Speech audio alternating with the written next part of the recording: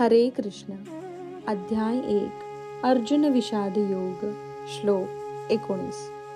सघोषोधार्तराष्ट्राणां हृदयानि व्यदारयत् नभश्च पृथिवीं चैव तुमुलोऽभ्यनुनादयन्.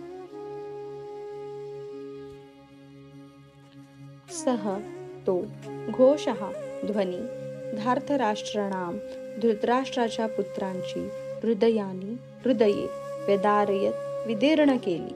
नभः आकाश च सुद्धा पृथिवीं पृथ्वीतल च सुद्धा एव निश्चितच तुमुलः निनाद अभ्यनुनादयन दुमदुमून गेला.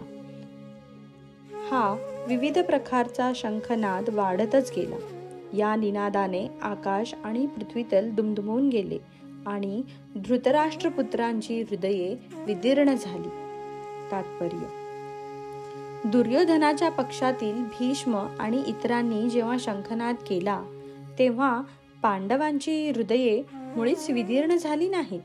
अशा प्रकारच्या घटनांचा उल्लेख आढळत नाही. परंतु या विशिष्ट श्लोकामध्ये पांडव पक्षाच्या बाजूने करण्यात आलेल्या शंखध्वनीमुळे धृतराष्ट्रपुत्रांची हृदये विदीर्ण झाली असे सांगितले आहे. याचे कारण म्हणजे पांडव आणि त्यांचा भगवान श्रीकृष्णांवरील दृढ विश्वास होय. जो भगवंतांचा आश्रय घेतो तो महाभयानक आपत्तीमध्येही भयभीत होत नाही. हरे कृष्ण.